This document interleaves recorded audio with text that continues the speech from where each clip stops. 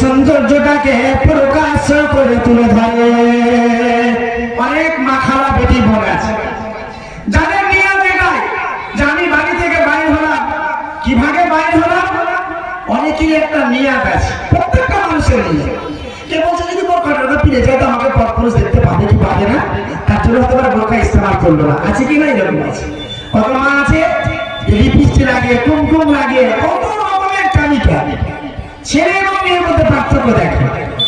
মেয়েরা যখন বাড়ি থেকে বাইরে হয়, আল্লাহর নবী হাদিসে বর্ণনা করেছেন, বিশ্বনবী বলেছেন, মাসউদ রাদিয়াল্লাহু তাআলা আনহু থেকে, আব্দুল্লাহ ইবনে মাসউদ রাদিয়াল্লাহু তাআলা আনহু থেকে বর্ণিত হাদিস, বিশ্বনবী বলেছেন কোন মহিলা যখন বাড়ি থেকে বাইরে হয়, যদি ওই মহিলাটার শরীরে যদি চাদর না থাকে, ইবলিস শয়তান তাকে আক্রমণ করে, আকর্ষণ করে। এই জন্য তার সৌন্দর্যটাকে তুলে ধরে, তার সৌন্দর্যটাকে প্রকাশ করে দেয়, যাতে করে ওই মহিলাকে দেখতে পাবে ওরে ফালানা এলাকার গ্রামের মেয়েটা চলে গেল, আর এত সৌন্দর্য ভাগে সেজে আছে।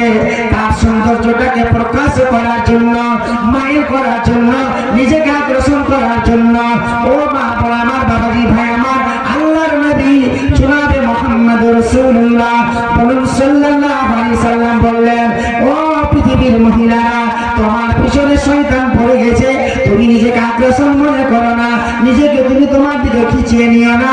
আমার নবী বলছেন পুরুষ তুমি জেনে রাখো, আমার নবী বলে খবরদার তোমরা ওই মেয়ের নিকট তোমরা যাবে না, ওই মেয়ের কাছে তোমরা যাবে না, ওই মেয়ের রাস্তায় তোমরা যাবে না। তোমার মন চাইলে তুমি বাড়ি চলে যাও, তোমার বাড়িতে অর্ধেঙ্গিনী আছে, তোমার বাড়িতে বিবি আছে, যাও তোমার জীবনে আরমান খানা মিটিয়ে নাও।